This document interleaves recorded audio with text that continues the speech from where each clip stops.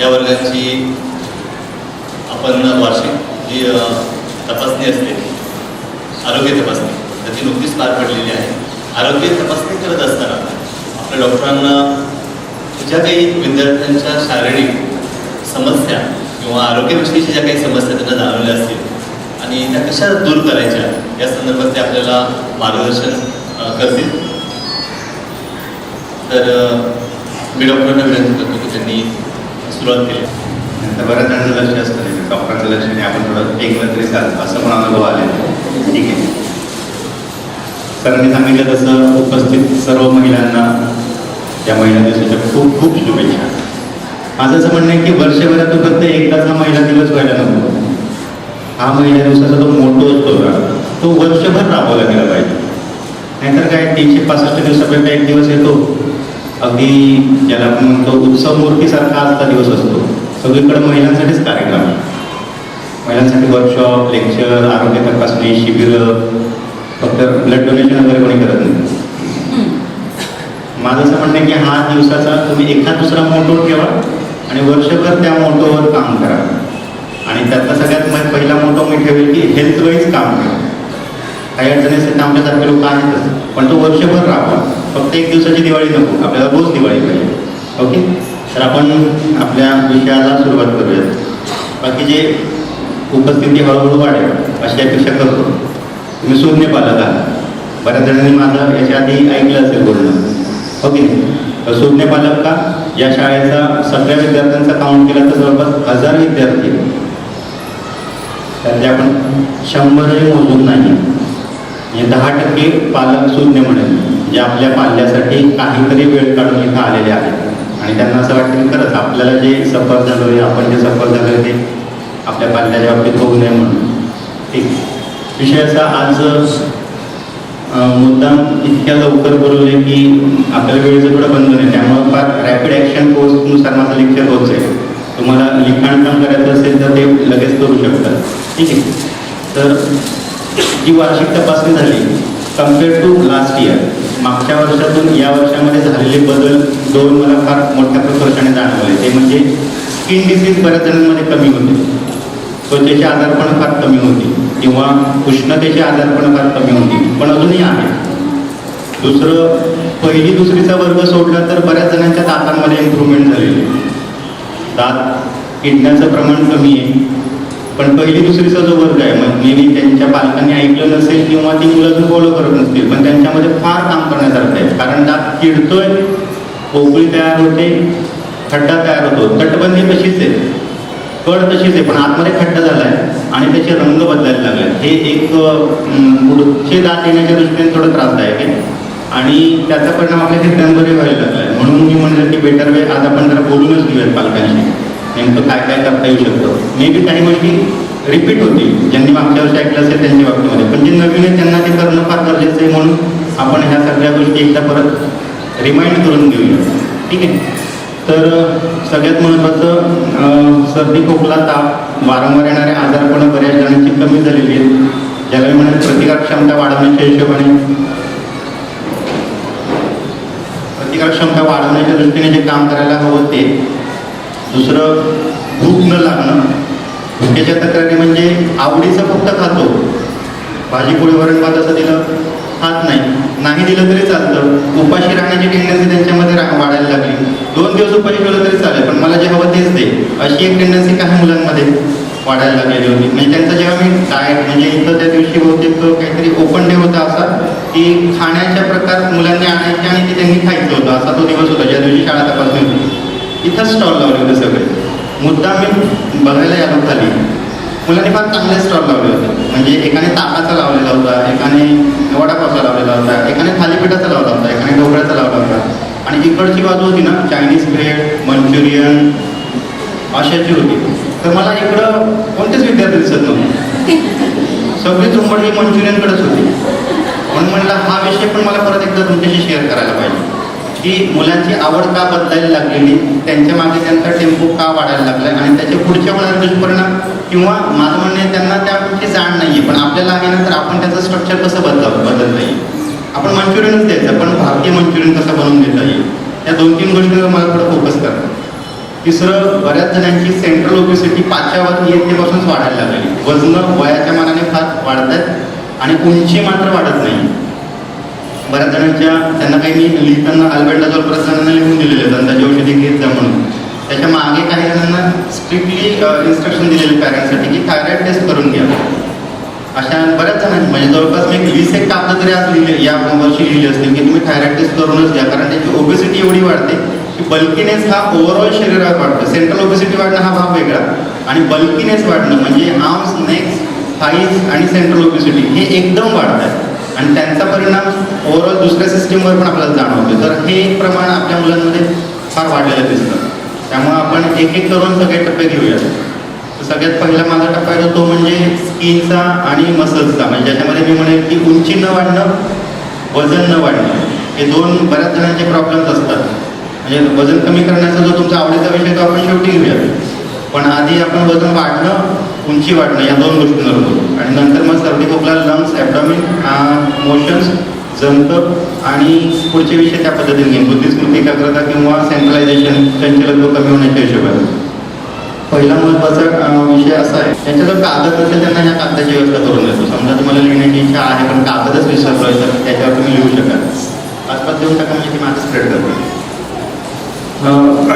उंची आणि वजन वाढणं ह्या दोन गोष्टी आपल्याला असं वाटतं की बऱ्याचदा न्यूट्रिशनवर अवलंबून असतात. म्हणजे बऱ्याचदा आम्हाला असं प्रश्न पडतो की पालक आम्हाला सांगतात की डॉक्टर काहीतरी टॉनिक सांगा जेणेकरून याची उंची वाढेल किंवा वजन वाढेल या हिशोबाने. पण माझं असं म्हणणं आहे की टॉनिक फक्त पोटातून जाणं गरजेचं नाही.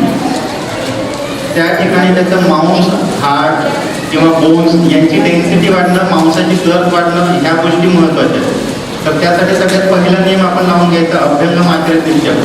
अभ्यंगम आचरण म्हणजे काय? रोज अभ्यंग करणं. अभ्यंग करणं म्हणजे काय? तर तेल लावणं. तेल रोज लावलं गेलं पाहिजे. मग हा अभ्यंगम आचरण जो विषय आहे तो सगळ्यांसाठी, आबालवृद्ध म्हणजे अगदी एक दिवसाच्या बाळापासून ते 99 वर्षाच्या आजोबांपर्यंत सगळ्यांनीच तेल लावायचं. अभ्यंगम आचरण त्याची फलश्रुती देताना ग्रंथकारांना दिलेलं अभ्यंगम आचरण स जरा श्रम वाद. स जरा श्रम आणि वाद. जरा म्हणजे काय? वार्धक्य येणार नाही, जे आपल्याला नको असतं बऱ्याचदा. श्रम, थकवा येणार नाही. आणि तिसरं वाद म्हणजे वादचे कोणतेही आजारपणं या अभ्यंगामुळे येणार नाही. तर अभ्यंग कोणतं आणि कसं? अभ्यंग 12 महिने करायचं आहे. आपण कोणतं मेडिकेटेड ऑइल या ठिकाणी वैद्यांच्या सल्ल्याने घेऊ शकू, पण ढोबळपणाने एक नियम लावायचा झाला तर साधं खोबरेल तेल 12 महिने. साधं खोबरेल तेल 12 महिने. मग ते पॅराशूट असलं तरी चालेल, पण आजकाल त्या पॅराशूटमध्ये पण पॅराफिनचं प्रमाण वाढायला लागलं. पण त्यापेक्षा आपण साधं किंवा चांगलं खोबरेल तेल कुठे मिळू शकतो? आपण प्रत्येक ठिकाणी फिरतो ना तर त्याच्या आजूबाजूला थोडं डोळसपणे बघावं. तुमच्यापैकी 50% जास्त लोक अलिबागला जाऊन आलेले असतील फिरायला. आणि अलिबागला अशी काही ठिकाणं आहे की तुमच्या समोर खोबरेल तेल काढून मिळतं, पण आपण फक्त बघतो मच्छी कुठे चांगली मिळते. अलिबागला गेलो पण किल्ल्यावर कोणी जातच नाही. कोण जाणार त्याला चालत? घोडागाडी नेत नाही. पण तो पडका किल्ला काय बघायचा? तर त्या किल्ल्याच्या मागच्या बाजूला ना त्याचं काही डेमॉन्स्ट्रेशन दाखवतात. तेलाचं प्रमाण कसं ओळखायचं नारळामधलं आणि ते किती चांगल्या क्वांटिटीमध्ये आपण कलेक्ट करू शकतो किंवा तेलाचा नारळ कोणता. म्हणजे हे उगाचच म्हणजे मी गेलो किल्ला बघायला पण मला त्या सगळ्या गोष्टी तिथं दिसल्या म्हणून मी त्या नोट करून ठेवल्या. पण तिथं गर्दी फार कमी. पण इकडं गावात आल्यानंतर त्या मच्छी मार्केटमध्ये गर्दी फार मोठी होती. माझं असं म्हणणं आहे की अशा ठिकाणी गेल्यानंतर ना त्या गोष्टी तिथून शिका, घ्या, घेऊन येता येतात. फार लांब नाही आहे, तिथून आणता येईल आपल्याला. म्हणजे असं काहीतरी विकृत खाण्यापेक्षा आणि लावण्यापेक्षा चांगल्या गोष्टी कुठून घेतात असेल तर ते आपण नक्की घ्यावं. किंवा साऊथ इंडियन दुकानामध्ये तुम्हाला चांगल्या प्रकारचे खोबरेल तेल मिळतात, तर ते खोबरेल तेल पोटामधूनही घेता येतं किंवा अंगालाही लावता येतं. तर अभ्यंगम आचरण सगळ्यांसाठी साधं खोबरेल तेल 12 महिने. तुम्ही म्हणा मोहरीचं तेलही लावतात सर, मग तीळ तेल कधी लावायचं? तर तीळ तेल आणि मोहरीच्या तेलाला काही नियम आहे. मोहरीचं तेल अशा ठिकाणी अशा वेळेस लावावं ज्या ठिकाणी खूप थंडी पडलेली. म्हणजे अगदी आपण 4, 5, 6 अशा डिग्री सेंटीग्रेडमध्ये राहतो ना तेव्हा ते मोहरीचं तेल काम करेल. पण इथं जिथं 12 महिने घाम आहे आणि टेम्परेचर कधीच आपलं 20च्या खाली जात नाही, तर मग इथं या मोहरीच्या तेलाचा उपयोग आपल्याला मेडिकेटेड व्हॅल्यूमध्ये होणार नाही. म्हणजे जो मला हाडांसाठी, मांसासाठी पोषण म्हणून हवा आहे तो होणार नाही. आला नंबर तिळाचा. तर तिळाचं तेल हे आयुर्वेदिकदृष्ट्या दोन्ही गोष्टी करतो. म्हणजे ते वजन वाढवतं आणि वजन कमी करण्यासाठी म्हणजे वृषत वाढण्यासाठी किंवा लेखन काम म्हणूनही तिळाचं तेल करतं. ते ते कशा पद्धतीने घेतोय आणि कशा पद्धतीने नाही याचं पॅरामीटर आपल्याला लावता येते. तिळाचं तेल हे नेहमी कोमट करून वापरावं जर आपल्याला वजन वाढवायचं असेल तर. आणि वजन कमी करायचं असेल तर तिळाच्या तेलामध्ये नेहमी मीठ टाकून म्हणजे मीठ घालायचं आहे, त्याला डायल्यूट करायचं आहे आणि मग ते तेल आपल्या अंगाला लावायचं, त्याने वजन कमीही होतं. म्हणजे हे दोन्ही नियम आहेत. त्यामुळे ह्या नियमाच्या भानगडीत पडण्यापेक्षा साधं सोपं लक्षात राहण्यासारखं कोणीही लावण्यासारखं खोबरेल तेल 12 महिने. तर अभ्यंग आचरण हा नियम मात्र सगळ्यांनी लावायचा. मागच्या वर्षी मी सांगितलं होतं. आता त्याचा पण इम्पॅक्ट बघूया की आपल्यापैकी किती जणांनी हा नियम पाळला की मी कमीत कमी आठवड्यातून एकदा तरी तेल लावतो. बरोबर हात बरं काय वाटतं? हां, फार बरं वाटलं. पण याचा इम्पॅक्ट तुम्हाला स्वतःलाही जाणवत असेल की तेल लावल्यानंतर आपल्यामध्ये काय बदल झाले कम्पेरेटिव्ह टू लास्ट इयर. म्हणजे आपली इम्युनिटी तर वाढली, मसल टोन वाढला, आपली जी उत्साह किंवा ज्याला मी म्हणेल की काम करण्याचा उरक जो असतो ना, म्हणजे बऱ्याचदा असं होतं की 2 जणांचा स्वयंपाक असतो पण आपला रेंगळत जातो 10 वाजेपर्यंत. किती केलं? 4 पोळ्या 2 भाज्या, एक तर त्यातली वरणच असतं, कुकरमधून फक्त फोडणी द्यायची असते. पण आमचं काम 10 वाजेपर्यंत उरकतच नाही.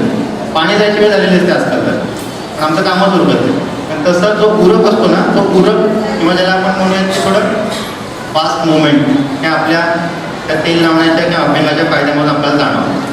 तर हे अभ्यंग रोज करणं गरजेचं आहे मुलांच्या बाबतीमध्ये. मी म्हणेल रोज होत नाही आहे, अल्टरनेटली करा. एक दिवसाआडही होत नाही आहे, कमीत कमी आठवड्यातून 2दा तरी करा. 2दाही होत नाही आहे, फार डॉक्टर आम्ही बिझी आहोत, कमीत कमी आठवड्यातून एकदा म्हणजे रविवारचा दिवस तरी मिळतो हे तेल लावलंच पाहिजे. आता लावायचं किती आणि कसं? बऱ्याच जणांना नियम प्रश्न पडतो. डॉक्टर कामाचं उरक कमी आहे कामच्या मागं की तुम्ही सकाळी आणखी काम वाढवून दिलं. तर तेल लावायचं आहे, फक्त 23 सेकंदात तेल लावता येतं. आपल्याला फक्त लावणं अपेक्षित आहे. पहिलवानची मसाज, कोल्हापुरी मसाज अजिबात करायचा नाही.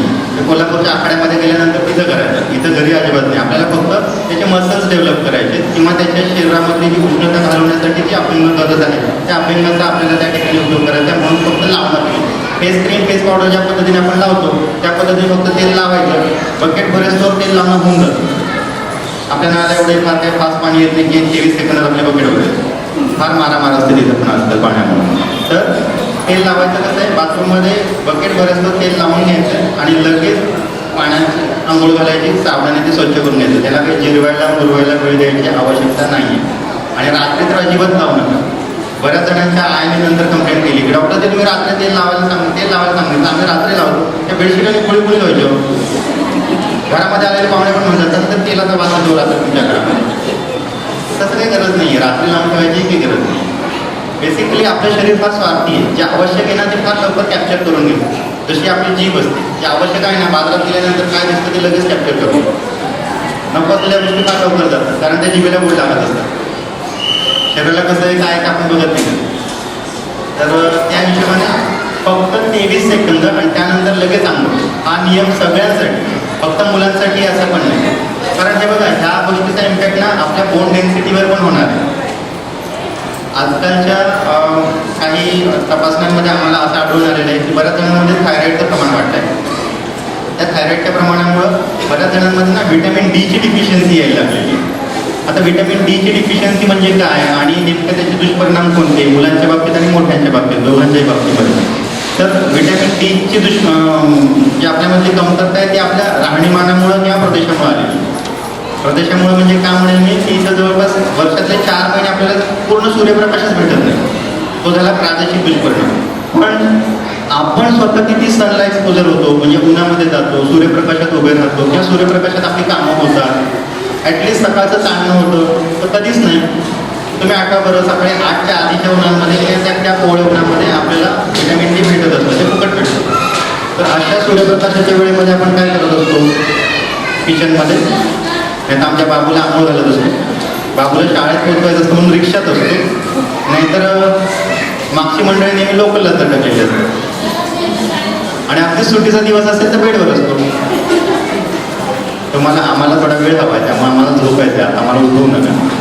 तर माझं असं म्हणणं आहे की थोडा वेळ काढा आपल्या घरामध्ये. मी असं म्हणत नाही की बाहेरच जायला हवं. जर घरामध्ये ऊन येत असेल ना, तुमच्या गॅलरीमध्ये येत असेल, विंडोमधून येत असेल आणि याच्यासाठी काही फार वेळ पण लागणार नाही. मला फक्त 10 ते 15 मिनिटं हवी आणि त्यासाठी काही फार मोठं एक्सपोजर पण नको. फक्त कपड्यांसकट जाऊन उभे राहायला, तोंडाला म्हणजे आपला फेस ओपन आहे, दोन्ही आर्म्स ओपन आहे, पुष्कळ झालं.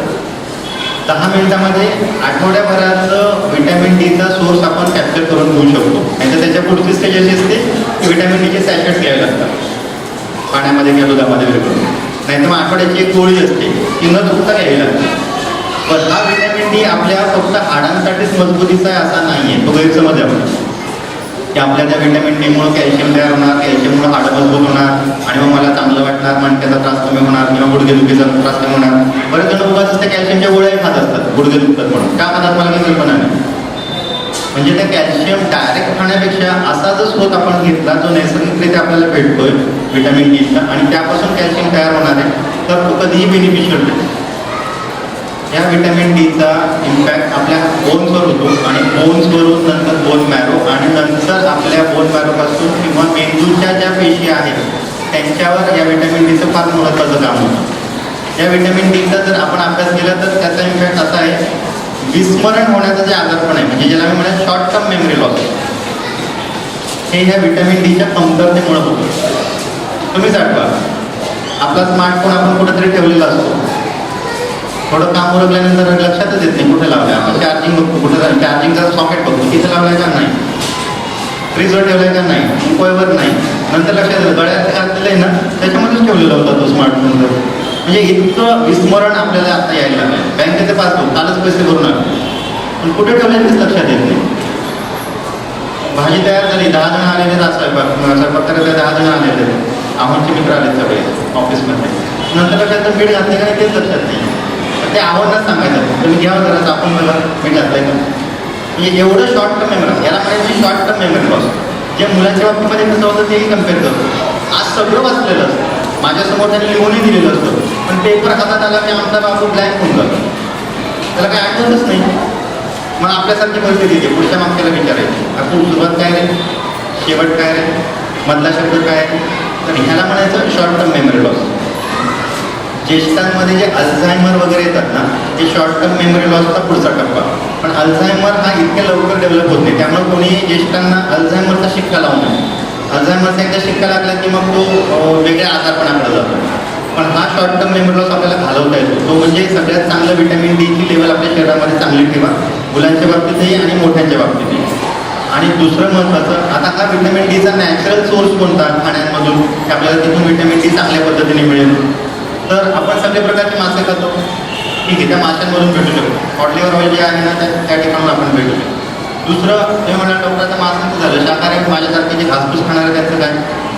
तर मुळा आपण खातो ना, मुळाचा नेहमी आपण कंद घेतो, वरचा पाला तो भाजीवर टाकून देतो, तर त्या पाल्यामध्ये विटॅमिन डी फार मोठ्या प्रमाणात आहे.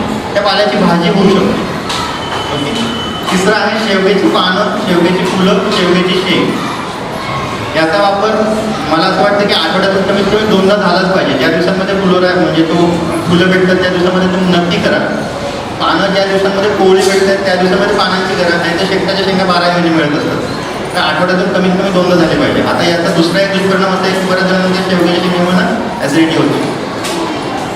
शेवग्याची शेंग काय करायची, फक्त वरणात घालायची, शेंग नंतर काढून आव्हांना द्यायची, बाकी वरण आपण खायचं.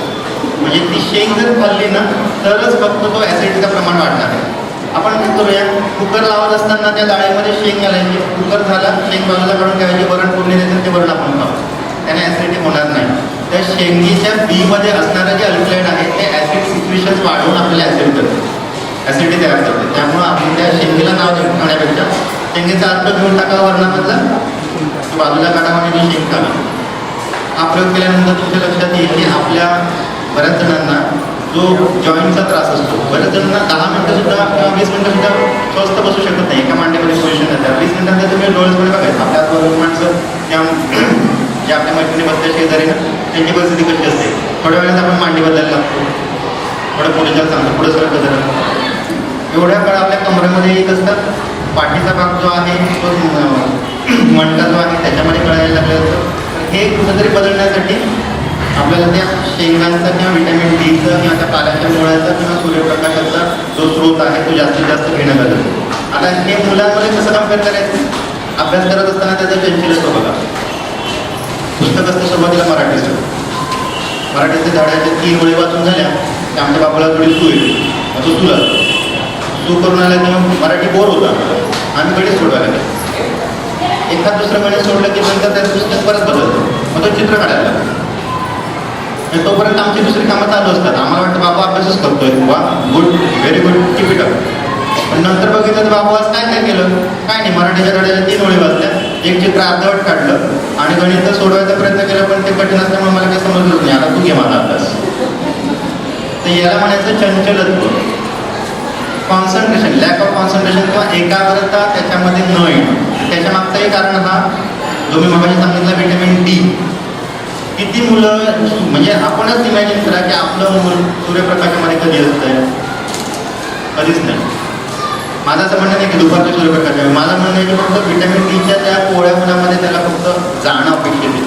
किंवा मी सांगितलेले हे जे जिन्नस आहे तो आपण किती वेळा त्याला खाऊ घालतो, किंवा ते आपण किती पद्धतीने खातो, कशा पद्धतीने खातो, किती वेळा त्या खाण्यामध्ये येते. तर याचा थोडा अभ्यास करून ते आपल्याला युटिलाइज करणं गरजेचं आहे, किंवा याची आवड तरी मुलांमध्ये लावणं गरजेचं आहे.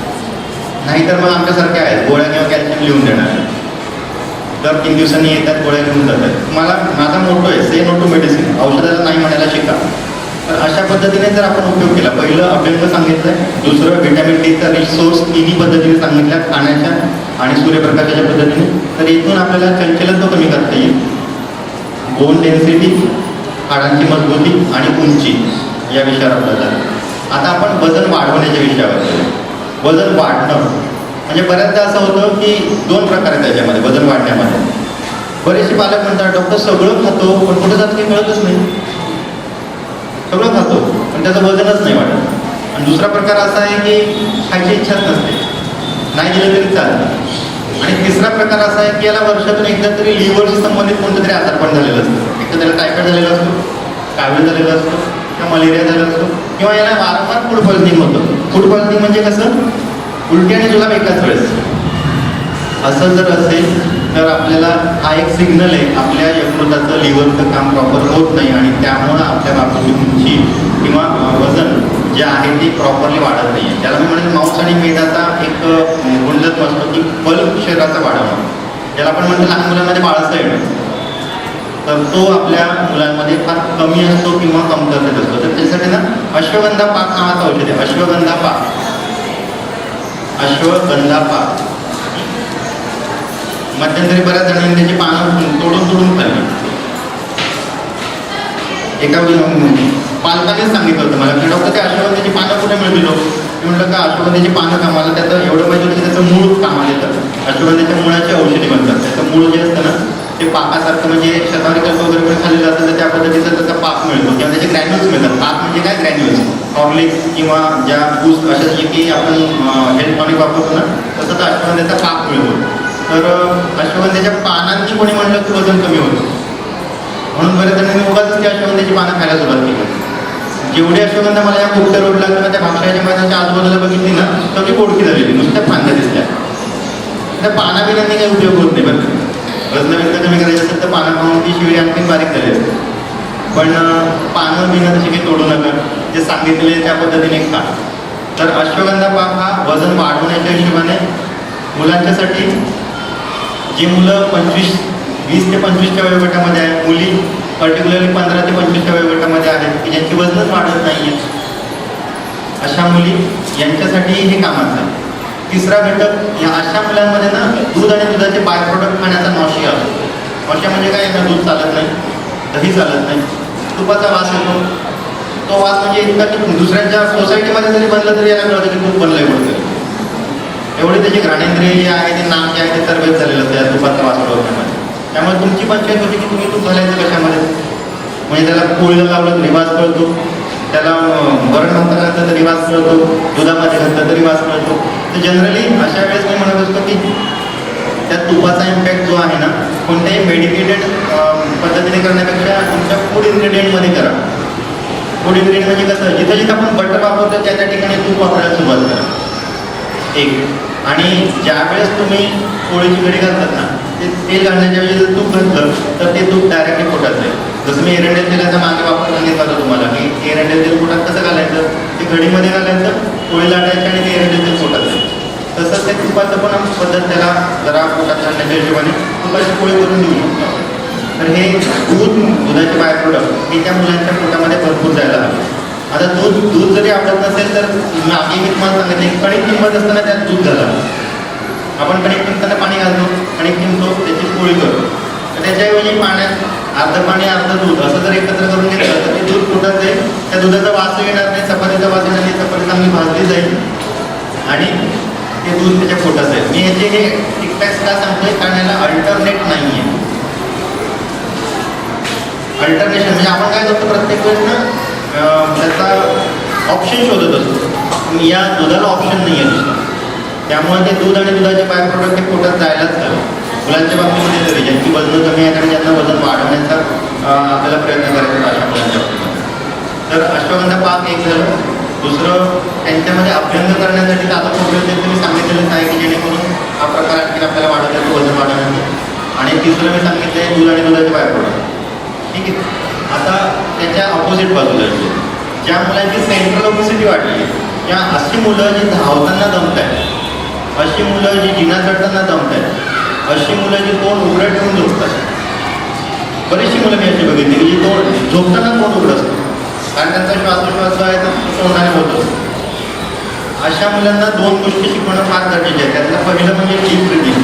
डीप ब्रिदिंग म्हणजे काय, दीर्घश्वास, ओंकार वगैरे आपण करतो तो डीप ब्रिदिंगचा प्रकार या मुलांमध्ये कंपल्सरी शिकवावा. कारण अशा मुलांमध्ये वजन वाढल्यामुळं किंवा दम लागल्यामुळं ऑक्सिजन टेकिंग कॅपॅसिटी कमी झालेली असते आणि त्यामुळे त्यांना दम आणखीन लागत असतो. बोलताना, धावताना, पळताना एक तर त्यांचं पळणंच बंद झालेलं आहे बऱ्याच जणांचं. पळतात फक्त एकदा शाळा सुटली घरी जायचो, नंतर कधीच पळत नाही.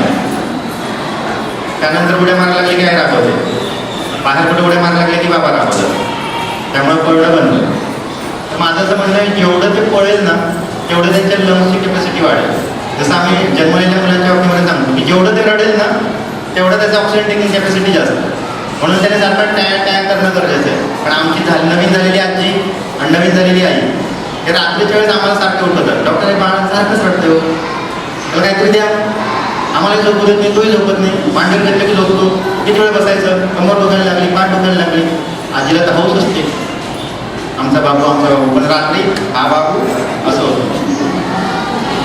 माझं असं म्हणणं आहे त्यांच्या लंग्सचा हा व्यायाम आहे, त्यामुळे त्यांना करू देत तसं. रडणं हे अपेक्षितच आहे पहिल्या वर्षभरामध्ये, पण आपल्याला ते त्रासदायक वाटतं. आमच्या सिस्टरना पण तुमचा प्रत्येक वेळेस बेल दाबलेली त्रासदायक वाटते, मग ती पण आणते फेटायला चौके चौके ते 2-2 पाव तो पण बाबू कूल आम्ही कूल, तसं व्हायला नाही. तिथून ही खरी सुरुवात व्हायला लागते. आपल्या लंग्सची कॅपॅसिटी कमी असण्यामागचं कारण नाही.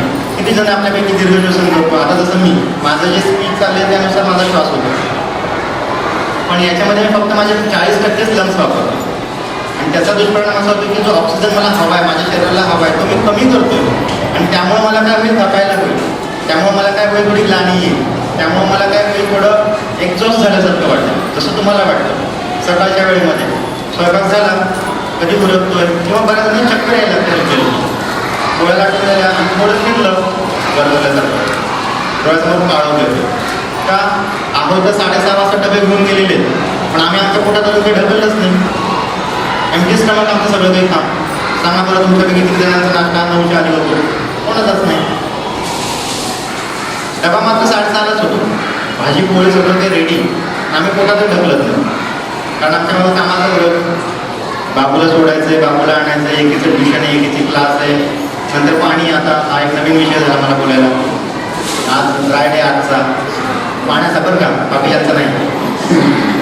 त्यामुळं मग कामाच्या उठण्यामध्ये ना आपण पोटात ढकलायचं विसरतो. रात्रीचं जेवण लक्षात की आपलं 9:30 वाजता झालेलं असेल आणि दुसऱ्या दिवशी जर आपण 9:30 वाजेपर्यंत एमटी स्टमक असू तर आपण हायपोग्लायसेमिक कंडिशनमध्ये येतो. हायपोग्लायसेमिया म्हणजे शरीरातील साखरेचं प्रमाण कमी होणं आणि त्यामधून जर तुम्ही अशा प्रकारे तुमची गाडी धावत असाल 5 वाजल्यापासून तर मग ते विदाऊट पेट्रोल गाडी धावल्यानंतर कशी होते तुमच्या लक्षात येतं की गाडी कुठेतरी बंद पडते. तशी आपली गाडी बंद पडत नाही पण सिग्नल देते, चक्कर येणं, ग्लानी येणं, डोळ्यातून काळोख येणं, पण त्या सिग्नलला आपण लक्ष देत नाही आपण कारण आपण ते रेटून नेत असतो. तर तसं नको. हीच गोष्ट मुलांच्या बाबतीमध्ये. बरीचशी मुलं सकाळी काहीही न खाता येत, त्यांना काही नकोच असतं. मी म्हटलं तुला काही नाही खाल्लं तरी चालेल, मी काय असं म्हणत की पोहे, शिरा, उपीट, इडली, डोसा असं काहीतरी खाच, चहा चपातीही चालेल मला. ते म्हणतात डॉक्टर सकाळी चपाती नाही खात. मी म्हटलं अर्धी चपातीही चालेल मला. पण काहीतरी पोटात ढकल आणि मगच इथे येईल. याचा दुष्परिणाम असा होतो, जी मुलं हे आपण स्वतःला प्रश्न विचारायचे किंवा आपल्या नजरेपुढं पुढं जी मुलं असतील ना त्यांच्यावर याचे कॅल्क्युलेशन करा. जी मुलं एम्प्टी स्टमक शाळेत येतात ना त्यांना नेहमी सिव्हिअर कॉन्स्टिपेशन असतं. सिव्हिअर कॉन्स्टिपेशन म्हणजे काय? जी मुलं रिकाम्या पोटी शाळेत येतात किंवा रिकाम्या पोटी 8, 9, 10 वाजेपर्यंत राहतात त्यांना पोट साफ होण्याची टेंडन्सी मुळीच नसते. यांची बेल कधी वाजते? दुपारी 1 नंतर, जेवण झाल्यानंतर, रात्रीचं जेवण झाल्यानंतर, दुपारी नाही तर मग रात्रीचं जेवण झाल्यानंतर. आणि याचा पुढचा दुष्परिणाम आहे इरिटेबल बाउल सिंड्रोम, IBS ज्याला आपण म्हणतो. IBS म्हणजे काय? काही खाल्ल्यानंतर मोशनला होणं. त्याशिवाय आम्हाला मोशनच होत नाही. म्हणजे दुपारचं जेवण झालं की मग त्याचे मोशन, संध्याकाळचा चहा किंवा त्याच्यासोबत काही स्नॅक्स किंवा काही नाश्ता केला तर त्यानंतर मोशन. पण आम्हाला सकाळी कधीही फ्रेश वाटत नसतं, सकाळी कधीही खावंसं वाटत नसतं. तिथून ती सुरुवात होते आणि त्याचा परिणाम उष्णतेवर होतो. पोट साफ नाही झाली की उष्णता वाढायला लागते. मग त्याच्या चेहऱ्यावर डाग, चेहऱ्यावर पिंपल्स, डोकं गरम राहणं, तळपाय गरम राहणं आणि त्याचा परिणाम त्याच्या स्वभावावर होतो. स्वभाव कसा? चिडचिडा. म्हणजे आपण सांगत असतो बाबू आता माझी सौभाग्यवती बघायची वेळ झाली, पण बाबूला पोगो बघायचा असतो. मग तो रिमोट कुठं जातो, कसा जातो, रिमोट कधी बदलला जातो, मग बाबा सकाळी परत दुसऱ्या मार्केटमध्ये एक रिमोट घेऊन येतो. इथपर्यंत आमचं जातं. म्हणजे हा जो न ऐकण्याचा, मी म्हणेल की त्याने ना चांगला श्रोता व्हावं. काही केलं नाही तरी चालेल, पण ॲटलिस्ट त्याने चांगलं श्रोता व्हावं. आपल्याला काय सांगितलं गेलं ना तेवढं फक्त ऐकावं. पण आपल्या बाबतीमध्ये उलटच असतं. बाबूला शाळेत काय शिकवलंय ते आपण विचारत नाही. आपण बाबूला विचारतो कोणता प्रश्न दिलाय रे, काय होमवर्क सांगितलंय रे, आपण तेवढंच केलेलं असतं. बाबू मग फक्त होमवर्कच सांगतो, काय शिकवलं ते कधीच सांगत. माझं असं म्हणणं आहे त्याला चांगलं श्रोता होण्यासाठी ना तुमचं कम्युनिकेशन हे नेहमी पॉझिटिव्हली असणं गरजेचं आहे. आणि त्याची उष्णतेचे जे त्रास असतील ते कमी करणं गरजेचं आहे. आता उष्णतेचा त्रास आणि सकाळी भूक लागणं हे नॉर्मलाइज करण्याच्या हिशोबाने 2 औषधी आता लगेच सांगतो. ते म्हणजे पहिलं, साध्या दुर्वा असतात. मागे मी तुम्हाला हा बुद्धी वाढवण्यासाठी किंवा स्मरणशक्ती वाढवण्यासाठी सांगितलेलं एक फंडामेंटल्स होतं. दुर्वांचं सिद्ध पाणी किंवा दुर्वा पेस्ट करून ही पेस्ट सकाळच्या वेळेमध्ये घेणं. पण पेस्ट जनरली होती त्यातली बऱ्याच दुर्वांचा आपल्याकडे बंच पाहिजे.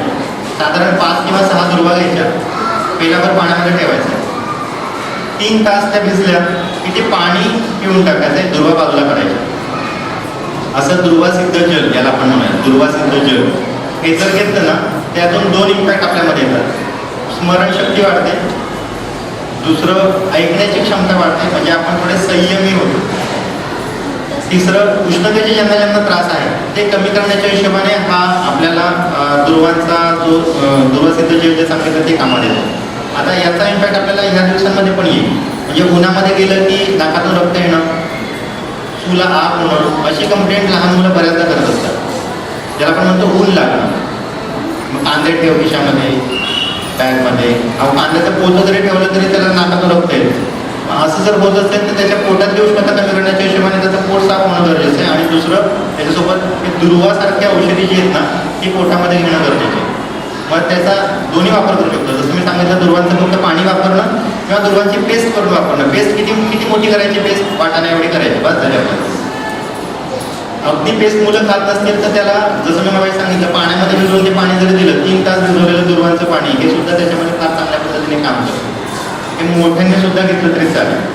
आता युरिन इन्फेक्शनपर्यंत आपण आलो तर सगळ्यांसाठी एक नियम सांगून देतो. ज्या ज्या मुलांना किडीक लागते, लघवीला आग होते किंवा उन्हाळी लागते किंवा या दिवसांमध्ये लघवीला युरिन इन्फेक्शन वारंवार होतात, पल्सेस असतात, ब्लिडिंग, बऱ्याचदा लघवी फ्लिक्स रेड कलरचे होते, अशांमध्ये 12 म्हणजे त्यांना हा ऊन किंवा उन्हाळा सरेस्तोवर नेहमी धण्याचं पाणी द्या. किंवा बऱ्याचशा वेळांमध्ये युरिन इन्फेक्शन हे पहिलं सिम्पटम असतं तापाचं. मग आपण स्वतः सुद्धा धण्याचं पाणी घ्यायचं. आता धण्याचं पाणी म्हणजे कसं करायचं? आता तांब्यावर पाण्यामध्ये साधारण अर्धा पाऊण लिटर पाण्यामध्ये 3 मोठे चमचे अख्खे धणे टाकायचे, 3 ते 6 तास भिजवायचं आणि नंतर ते पाणी गाळून थोडं करून पिलं तरी चालेल. एकदम संपवलं तरी काही हरकत नाही. पण ते धण्याचं पाणी त्या मुलांमध्ये किंवा ज्यांना युरिन इन्फेक्शन होत आहे किंवा उन्हाचा त्रास होतो त्यांनी ते धण्याचं पाणी प्यावं. बऱ्याच जणांना सवय आहे ते जिऱ्याचं पाणी पितो. म्हणजे मला एकाने अनुभव सांगितला की डॉक्टर आम्ही तर जिऱ्याचं पितो, मग धण्याचं घ्यावं का? माझं असं म्हणणं आहे, जिऱ्याचं पाणी जे आहे ना ते हिवाळ्यामध्ये चालेल. जिरे हे उत्तम पाचक आहे. धने हे उत्तम शीतल गुणधर्म असणारं पाचक आहे. आणि धने हे पाण्याचं पाचन करतात, जिरे हे अन्नपदार्थाचं पाचन करतात. त्यामुळे ज्यांना अजीर्ण होतं त्यांनी जिऱ्याचं पाणी प्यावं आणि ज्यांना पाण्याचा त्रास आहे किंवा UTI किंवा युरिन इन्फेक्शन होतात त्यांनी धण्याचं पाणी प्यावं. त्यामुळं उगाचच या दिवसांमध्ये कोणी सांगितलं कोणी किंवा कोणी करतं म्हणून जिरे हात बसू नका, कारण त्या जिऱ्याने आणखी उष्णता वाढते. तर ते कॉन्ट्रास्ट होऊन जातं. त्यामुळं फक्त युरिन इन्फेक्शनसाठी धने, मुलांच्या युरिन इन्फेक्शन एपिटेक्सिस म्हणजे नाकातून रक्त येणं किंवा लघवीला कोणताही त्रास होणं त्याच्यासाठीही धने. तर आता हे वजन कमी करणारा जो किंवा सेंट्रल ओबेसिटी कमी करणारा जो मुलांमधला घटक मगाशी मी सांगत होतो त्याच्यामध्ये वरुणादी काढा म्हणून एक औषध, वरुणादी काढा. ज्या ज्या मुलांची तुम्हाला असं वाटतं की उंची कमी आहे आणि वजन वाढायला लागलेली आहे किंवा ज्यांच्यामध्ये थायरॉइड वाढलेला आहे किंवा मोठ्यांसाठी सुद्धा यांच्यामध्ये सेंट्रल ओबेसिटी आता मोठ्यांमध्ये 2-3 गोष्टींमधून येते की जसं बाळपणानंतरची, आजारपणानंतरची, किंवा बऱ्याचदा असं होतं की सेंट्रल ओबेसिटी ही हिमोग्लोबिन कमी झाल्यामुळे सेंट्रल ओबेसिटी येत असते. तर अशांमध्ये तो वरुणादी काढा सकाळी आणि संध्याकाळी 2-2 चमचे जरी घेतला तरी मुलांच्या बाबतीमधलं वजन झडण्याचं काम म्हणजे पोटाचं वजन कमी होण्याचं काम हे त्या वरुणादी काढ्यामुळे होतं. आणि मुलांमध्ये ह्या 2 गोष्टी आपण नेहमी किंवा नक्की वापराव्यात की ज्यांची वजनं वाढलेली आहेत किंवा धावताना दम लागतोय किंवा तोंड उघडट होऊन झोपतोय अशा मुलांमध्ये हा वरुणादी काढा सकाळी आणि संध्याकाळी 2-2 चमचे, याला कोणतं खाण्यापिण्याचं बंधन नाही. सकाळचं औषध 12च्या आधी, संध्याकाळचं 6 नंतर, त्या हिशोबाने तुम्ही वापरा. तिसरं, लहान मुलांच्या बाबतीमध्ये जंताच्या मी नेहमी सांगत असतो की जंताची औषधी आपण योग्य पद्धतीने कधीही देत नाही. बऱ्याचदा कसं होतं की जंत हे मुलांच्या प्रत्येक वाढीसाठी म्हणजे बौद्धिक आणि शारीरिक वाढीसाठी आडकाठी आणणारा किंवा एक बॅरियर आहे. ते जंताची औषधी दर 4 महिन्यांनी आपण रिपीट केली गेली पाहिजे, दर 4 महिन्यांनी ती दिली गेली पाहिजे. डॉक्टरांनी सांगावं वगैरे नाही सांगा. बऱ्याचदा आपलं असं असतं की आपण डॉक्टरांनी सांगितल्याशिवाय ती जंताची औषधी देतच नाही, तसं व्हायला नको. तर याच्यामध्ये जंताची औषध देत असताना आपला रोल कसा असतो, ती चिठ्ठी घ्यायची, जंताचं औषध घ्यायचं, द्यायचं, आपला रोल संपला. पण सगळ्यात महत्त्वाचा रोल आणखी पुढचा बाकीच राहतो आपला. सगळ्यात पुढचा महत्त्वाचा रोल काय, ते जंताचं औषध जेव्हा केव्हा आपण घेऊ ना, ते जंताचं औषध दिल्यानंतर पुढच्या 24 तासामध्ये त्याला एरंडेल तेल पाजलं. हे एरंडेल तेल आपण लहानपणी घेतलेलं, मग आपण आपल्या बाबूला का देत नाही, कारण बाबू खात नाही किंवा पीत नाही. आपला आपल्या बाबूवर प्रेम, ममता, माऊलीची ममता जागे झाली किंवा बाबू जसं म्हणेल तसंच आपण करतो, तसं नको. जे नियम आहे ते शिस्त आहे, ती शिस्त सगळ्यांनी लावलीच पाहिजे. ते एरंडेल तेल तुम्ही कसे देऊ शकता, तुम्ही चहामध्ये देऊ शकाल, तुम्ही डायरेक्ट देऊन वरून पाणी घालू शकाल, तुम्ही कॉफीमध्ये टाकू शकाल, तुम्ही दुधामध्ये घालू शकाल. पण आमचा बाबू आमच्यापेक्षा स्मार्ट आहे, त्याला सगळीकडे मग जसं सांगितलं तुपाचा अंश त्याला सगळीकडे कळतो तसं त्याला सगळीकडे कळतं कशामध्ये एरंडेल तेल घातलं, बाबूचा तिथं आकांड तांडव. त्यापेक्षा आपण काय करावं, मग जसं सांगितलं मी पोळीची कढी घालताना जसं आपण तेल घालतो तिथं एरंडेल तेल घाला आणि त्या एरंडेल तेलाची पोळी त्या बाबूला खाऊ घाला, जेणेकरून पुढच्या 24 तासात कधी दिलं तरी चालतं बरं का. की जेणेकरून जे डेड झालेले मृतावस्थेत असलेले जे जंत आहे ते शरीराच्या बाहेर काढण्याचं काम हे एरंडेल तेल करतं. 5 ml एरंडेल तेलाने कधीही जुलाब होत नाही. त्यामुळे बऱ्याच जणांची प्रश्न असतात मला की ते एरंडेल तेल पाजल्यानंतर ते रात्रीच द्यायचं का डॉक्टर, उद्या सुट्टी मग आज देऊ का.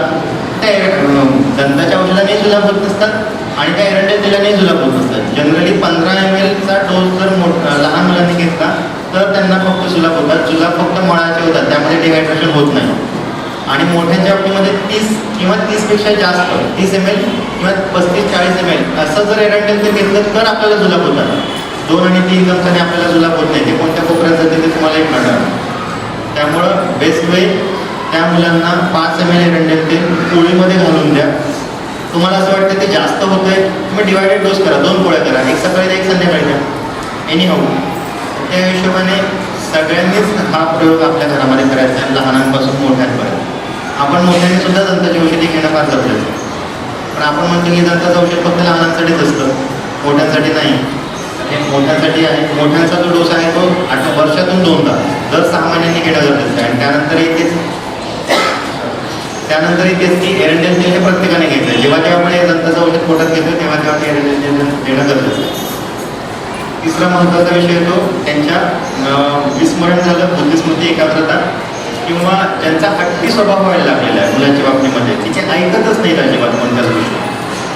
तर त्या ठिकाणी फूड इन्ग्रेडियंट म्हणून मी 2 गोष्टी नेहमी रिकमेंड करेल.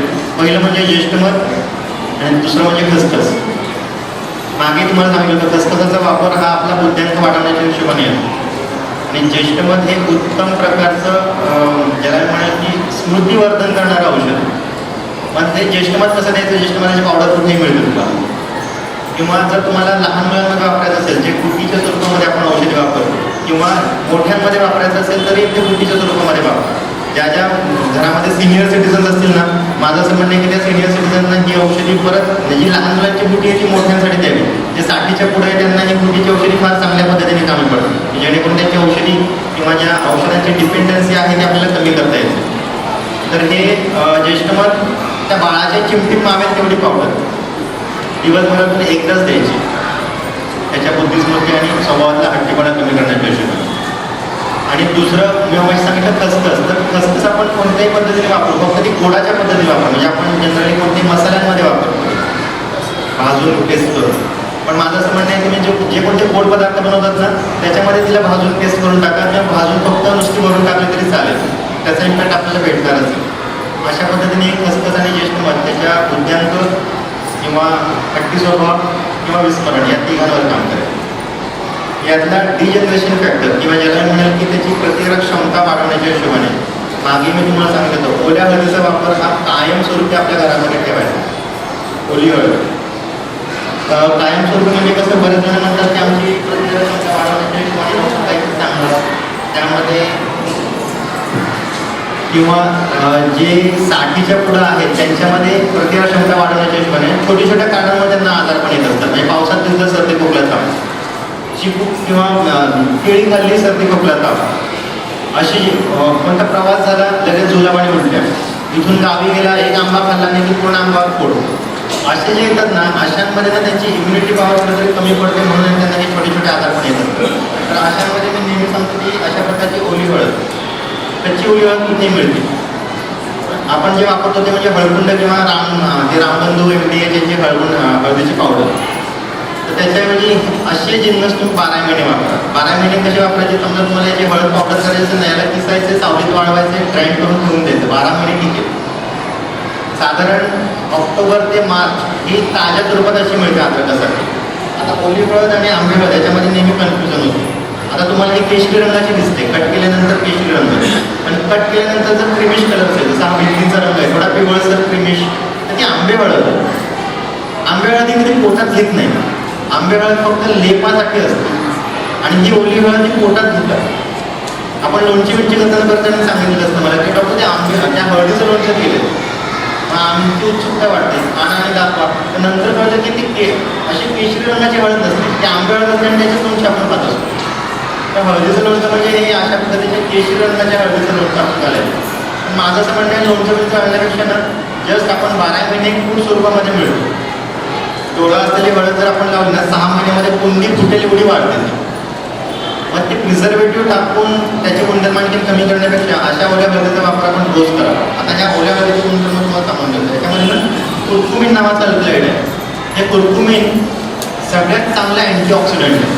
म्हणजे ज्या अँटीऑक्सिडंटला परदेशात मागणी आहे ती ओली हळद आपल्या इथं 25 रुपयाला एक साधारण 1 ते 1.5 पाऊंड नक्की मिळते. पण याचा अल्कलॉइड बनवून याचं कुर्कुमिन नावाचं जे अल्कलॉइड ते अंशमध्ये मिळतं. साधारण 5 ते 6 अंश आपल्याला $12.5 विकत घ्यावं लागतं. $1ची किंमत आता 68 रुपयापर्यंत आलेली बघा. म्हणजे याचं जर ते आपल्याला औषधा स्वरूपात घ्यायची झाली तर एवढे पैसे मोजावे लागतात. त्यापेक्षा अशी ओली हळद आपण 12 महिने खाऊ शकतो. आता ह्या ओल्या हळदीचे फायदे कोणते, तर ओली हळद हे कोणत्याही आजारपणामध्ये सगळ्यात महत्त्वाचं औषध. म्हणजे ज्याला म्हणायचं तुम्ही जसं दूध हळद त्याला खाऊ घालतात सर्दी खोकल्यासाठी, तिथे ओली हळद वापरा. ओली हळद तुम्ही सॅलड म्हणून वापरू शकतात. ओली हळद तुम्ही मसाल्यामध्ये घालू शकाल. ओली हळद तुम्ही कच्ची खाऊ शकाल कोणत्याही वेळेवर. ज्या ज्या ठिकाणी स्राव आहे तो डोळ्याचा स्राव, लॅक्रिमल सिक्रेशन म्हणजे अश्रू, नेझल सिक्रेशन म्हणजे नाकातून येणारा स्राव, सलायव्हरी सिक्रेशन आपलं लाळ, हॉर्मोनल सिक्रेशन, हॉर्मोनचे इम्बॅलन्स होणारे वेगवेगळे आजारपण, आणि सगळ्यात महत्त्वाचं सेल डिजनरेशन ज्याला मी म्हणतो की फार लवकर एजिंग फॅक्टर येणार. हे एजिंग फॅक्टर कमी करण्याचं काम त्या ओल्या हळदीमध्ये आहे.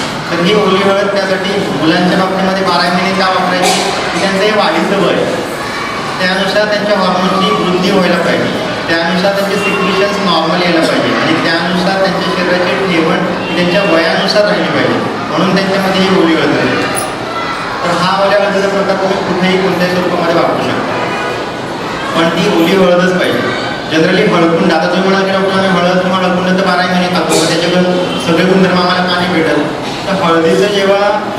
पित्तामध्ये रूपांतर होतं तेव्हा त्याला चुन्याच्या पाण्यामध्ये बऱ्याच दिवस किंवा साधारण आठवडा त्याला भिजवलं जातं, नंतर शिजवलं जातं आणि मग हळकुंड आणि मग हळद पावडर अशी त्याची प्रोसेस आहे. तर ह्या प्रोसेसमध्ये त्याच्यातलं जे कुर्कुमिन नावाचं अल्कलाइड आहे, जे मेडिकेटेड व्हॅल्यू आहे त्याची, ते जवळपास 99% कमी होऊन जातं.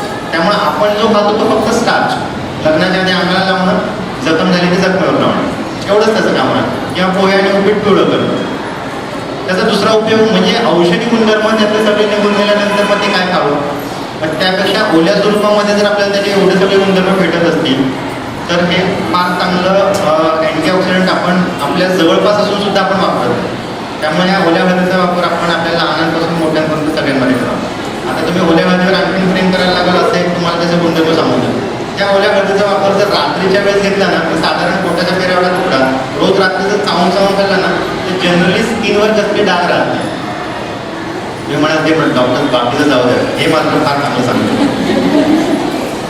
म्हणून मी मुद्दाम सांगितलंय का, तर हे घरामध्ये असावं सगळ्यांनी खावं. जनरली हे स्किनला नरिश करणारा घटक आहे याच्यामध्ये, की जे आपल्या रक्तामधले टॉक्सिन्स कमी करणं, ब्लड फ्लो वाढवणं आणि कोॲग्युलेशन पिरियड चांगल्या पद्धतीने ठेवणं, हे या ओल्या हळदीचं काम आहे. जे आमच्या इथलं जे पॅलेटिव्ह केअर सेंटर म्हणजे ज्या कॅन्सर पेशंटमध्ये ऑपरेशनही नाही, रेडिएशनही नाही, काही करायचं नाही, आता सगळ्यांनी हात वर केलेले, तुम्ही फक्त येऊन तिथं ड्रेसिंग करा किंवा डाएटबद्दल आमच्यासारखे लोक तिथं सांगतात.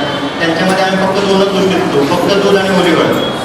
ओली हळद सेल डिजनरेशन थांबवतो, म्हणजे आपल्या पेशीची जी डिजनरेशन म्हणजे मृतावस्था किंवा त्यांचं काम करण्याची कॅपॅसिटी कमी होणं, अशी कॅपॅसिटी कमी करणाऱ्या जेव्हा घटक क्षेत्रामध्ये वाढतात तेव्हा त्यांना थांबवण्याचं काम ही ओली हळद करते.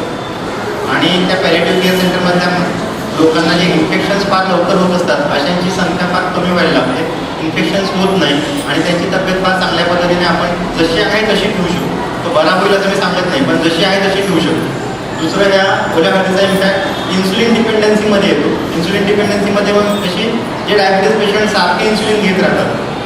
माझं असं म्हणणं आहे की आपल्या शरीरामध्ये पॅनक्रिया आहे की ज्यामधून इन्सुलिन तयार होतं, तर ते बरं करण्याच्या हिशोबाने त्या पॅनक्रियाचं बरं करणं गरजेचं आहे की जेणेकरून बाहेरून इन्सुलिन घ्यायची गरज पडणार नाही. पण आपण काय करतो, मेडिसिन डिपेंडन्सी, रोज इन्सुलिन घेतल्यामुळे ते पॅनक्रियाज ॲक्टिवेट होत नाही आणि आपल्याला त्याची डिपेंडन्सी लागते. मी आतापर्यंत असं म्हणतोय, पेशंट ॲलोपॅथीचं असं बघितलं नाही की इन्सुलिन घेऊन 6 महिन्यानंतर त्याची बंद झालं आहे, उलट ते वाढायचीच टेंडन्सी होती.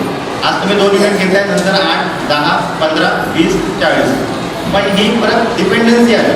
मग जसं मी सांगितलं की ही ओली हळद सगळ्या सिक्रेशनवर काम करते. सिक्रेशनमध्ये पॅनक्रेटिक सिक्रेशन जे आहे इन्सुलिनचं, त्याच्यावरही काम करेल. साधारण 1 महिना जर अशा पद्धतीने ओली हळद खाल्ली तर इन्सुलिनची आपल्या शरीरातली नॅचरल व्हॅल्यू वाढते आणि बाहेरून इन्सुलिन घ्यायची जी आपली शरीराला सवय झाली असते ती आपण बंद करू शकतो किंवा थांबवू शकतो. आणि त्याचा टेपर ऑफ डोस करून इन्सुलिन आपल्याला बंदही करता येते. तीच गोष्ट मी थायरॉइडबद्दल सांगेल की करायची गरज नाही. 2 वेळेचा डबा मी तुमच्या घरी पोहोचवून देईल.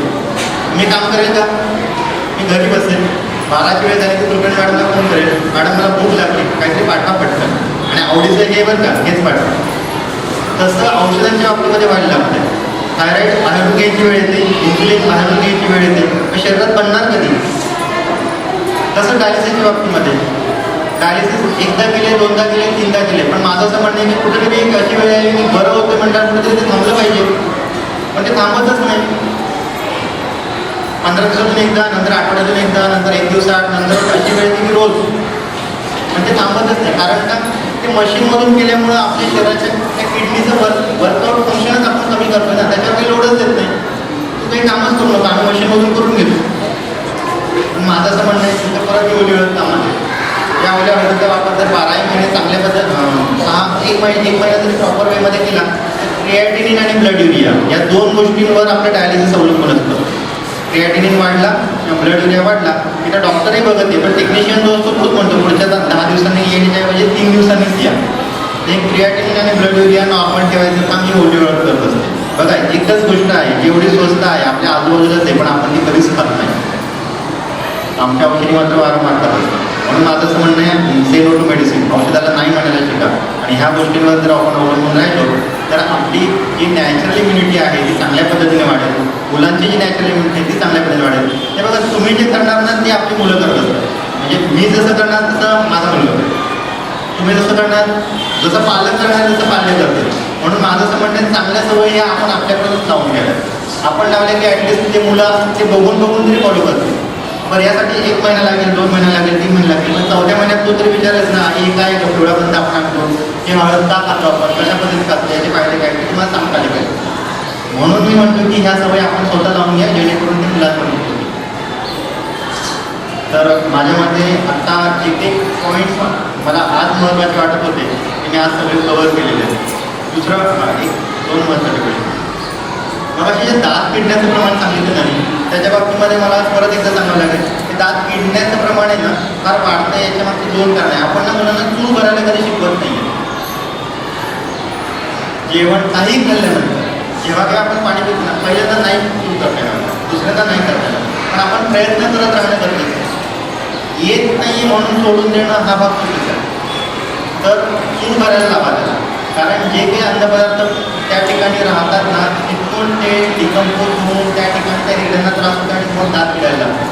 दुसरी महत्त्वाची गोष्ट, बरेच जण म्हणतात किंवा सगळे डेंटिस्ट म्हणतात की 2दा ब्रश करायला पाहिजे, रात्री पण आणि सकाळी. माझं असं म्हणणं आहे, मुलांच्या बाबतीमध्ये एका दिवशी सकाळचा विसरला तरी चालेल, पण रात्रीचा 100% झाला पाहिजे. रात्रीचा 100% का? कारण आपण जे काही अन्नपदार्थ खाल्ले ते कमीत कमी 6 ते 7 तास त्या तोंडामध्ये आपण रात्रभर तसेच ठेवतोय आणि त्या ठिकाणी त्याला काम करायला वाव देतोय आणि त्यांचं काम झाल्यानंतर मग आपण सकाळी ब्रश करतो. तसं नको. माझं असं म्हणणं आहे, एखाद्या वेळेस सकाळचं विसरलं चालेल, असं नाही की आता रोज सकाळचं विसरायचं.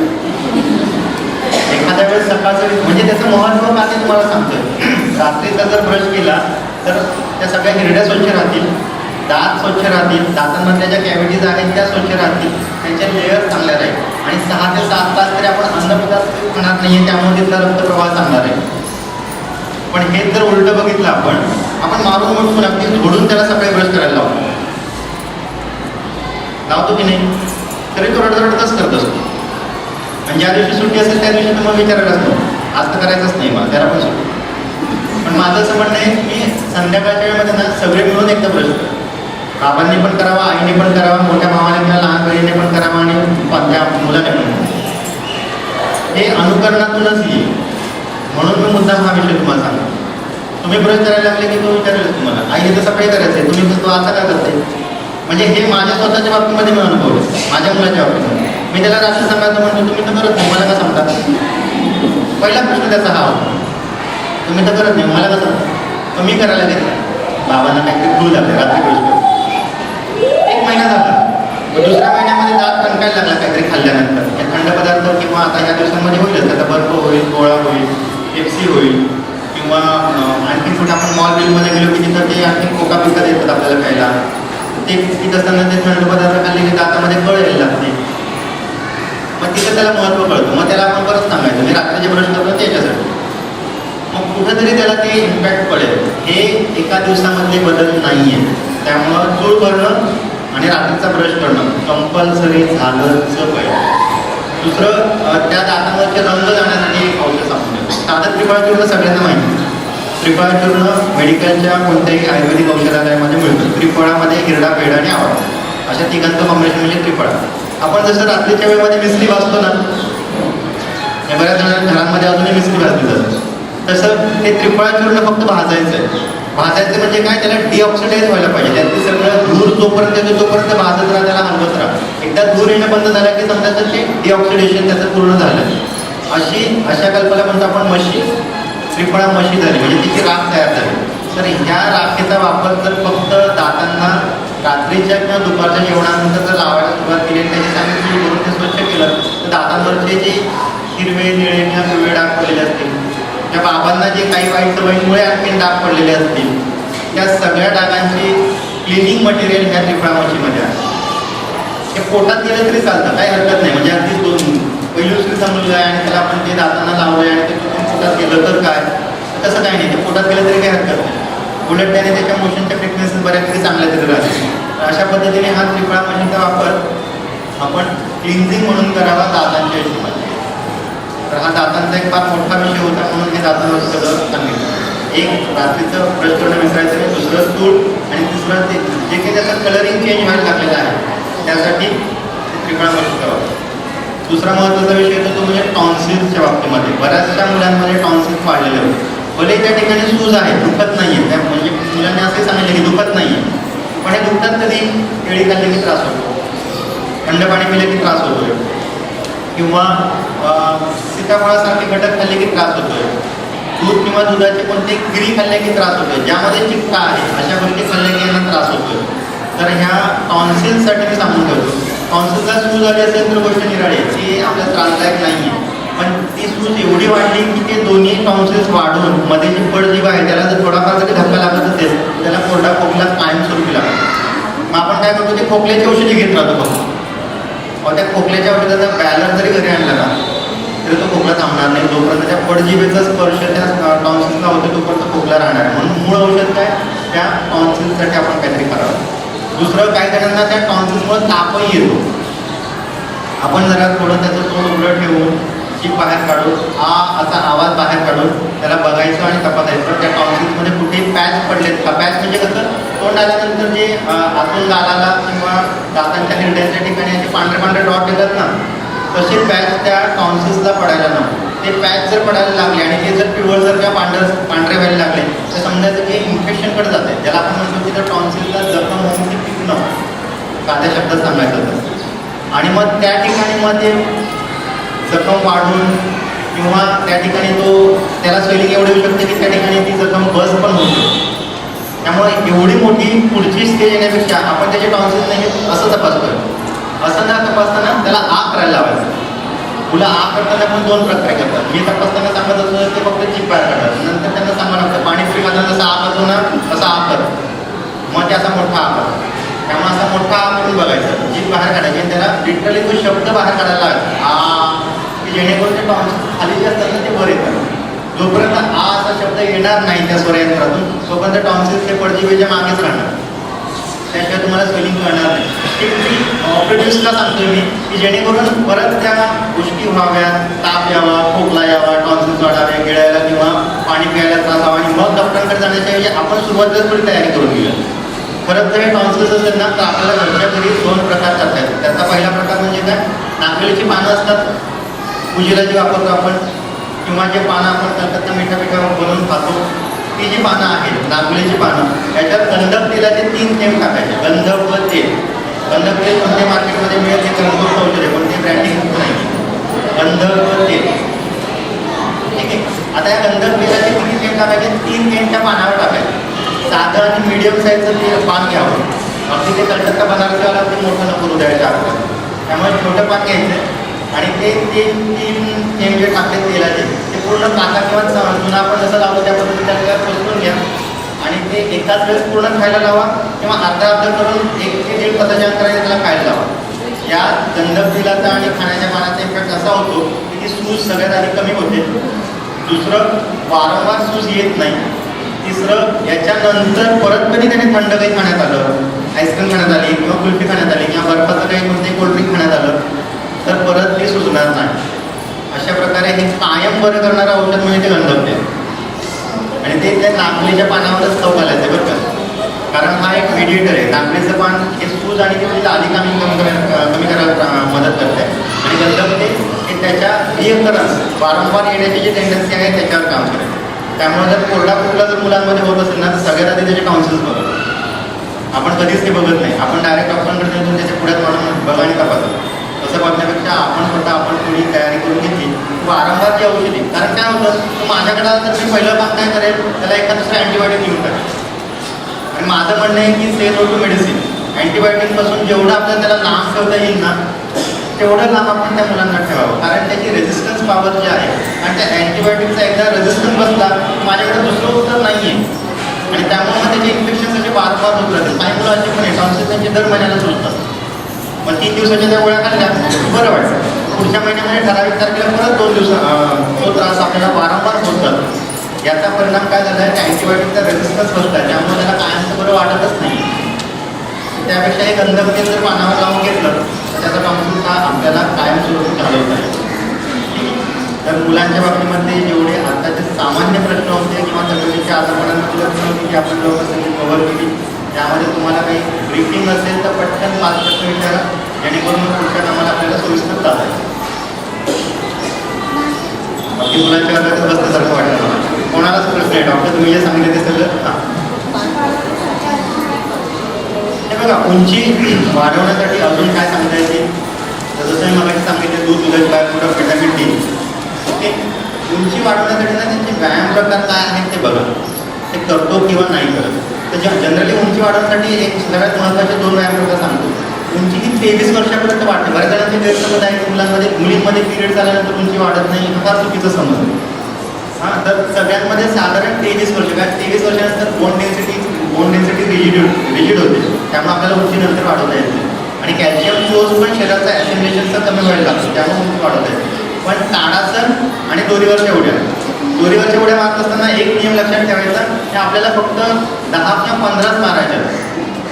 माऊलीचा पुळका एवढा वाढतो उंची वाढवायची म्हटल्यानंतर की तिला 50 आणि 100 दोरीवरच्या उड्या. आणि नंतर दुसऱ्या दिवशी माझ्याकडे कंप्लेंट, डॉक्टरची पोट दुखतो फार, डॉक्टरचे गुडघे दुखायला लागले.